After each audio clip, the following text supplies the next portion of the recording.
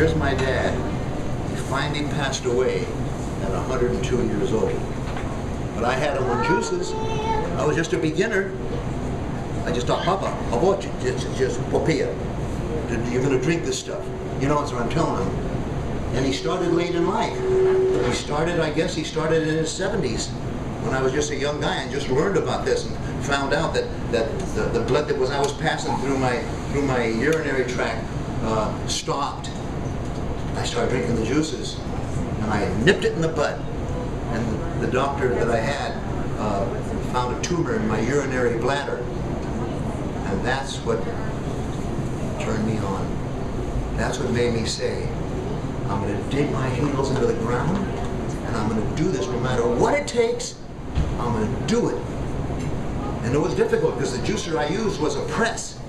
Where you grind everything, put it in a bag, and put the bag and roll it up, put it in a tray and turn a hydraulic lid in it. Oh, the first one I had a crank. Like jacking up cars when you have a flat tire, you know? But I knew it was doing good for me. The bleeding stopped in a few days. The spotting on my shorts stopped. And I said, wait a minute, keep it up, Jay. You're onto something. And I stayed with it, and here I am. And that was, my God, that was in the 40s after I finished playing football for University of Southern California in the Rose Bowl, when Michigan beat us 49-0. That was January 1st, 1948. But at least I was there, you know? And it's a marvelous feeling to be youthful, energized, to never have gas, never have bloat, never have burping, never stagger. Sure, I had football knees and I had to replace a couple knees, but that's all. It's all right. That's a tough game. You guys know that. But you know what? As life goes on, I wanted to hang on to my life. I wanted to live with vibration and energy and stamina, especially with my wife. I've got a young wife, 33 years younger than I am. We have two beautiful boys, both of them college graduates, you know, San Diego State. And I live. I know I'm not forever. I can't live forever. There's no way.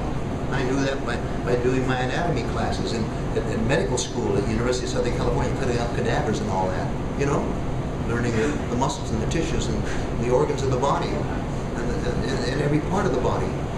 So I learned that from Dr. Baldwin and the rest of them. So I know we're only here for a short time, but I'm going to live with vitality. I made up my mind. The apple and beet is a great drink for your liver. The liver. The liver is your key organ of your body, not your heart. The liver. Everyone that's ever had cancer has something wrong with their liver. To keep that liver viable and working, fluctuate. Probably the drink that saved my life is the one that she just had with me. Beets. And I used the tops of the beet too. We couldn't find it. This was a little bit on the soft side.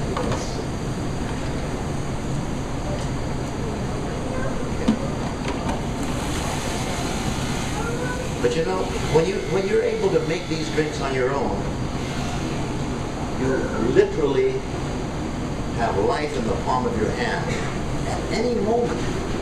When I wake up in the morning, the first thing I make is pineapple orange or pineapple grapefruit. Pineapple has bromelain in it, takes the swelling and the pain out of the joints. And you know, I've got a lot of old aches and pains from football. Ask any old ball player that's in his 80s like I am, and they'll tell you, I've got knees with scars that long. Knee replacements, you know. But when I was young, I didn't know any better, you know. I thought I was going to live forever. But it doesn't work that way. All that stress. Oh, you guys know what I've gone through. But this is a key drink for you. Yeah, this is a key drink. This is a drink you probably will. When you get into juicing, you probably will do on a daily basis. Especially if something happens to your liver and you don't feel right. Especially if you don't feel energized. First of all, you've got to clean your body out. If you somehow could take a magic wand, no one can do it. But if you could, let's say, if you could take a magic wand and wave it over planet Earth and say, plant life, even grass, be gone. within 2 to 3 days, every one of us perish on this earth. How come? Not touching that stuff. Where, pray tell, do we get the oxygen from? The plants give us the oxygen. Don't worry about the nutrients. For starters, plants give us the oxygen that we breathe. Without trees and bushes and shrubs and flowers, there's no oxygen. You understand? That's why a lot of people go for things that you look in the store, into a health store, and you see the wheat grass. And you say, what are they doing that for? It's a kernel of wheat. They put it in some dirt, and they put it in a big flat tray, and they sprinkle it with water, and then they cover it with paper towels, and they put it in a windowsill and let the sun germinate that wheat germ and make it into a big long stem of grass. And you got a whole bunch of wheat grass. You cut it off, you start making juices out of it, you start drinking those powerhouse juices, and you get to be alive. You feel energy like you've never had before. And you stop to think about life. You stop to think about what we put in our mouths. Our mouths are really dumb. Try this. Try an ice cream.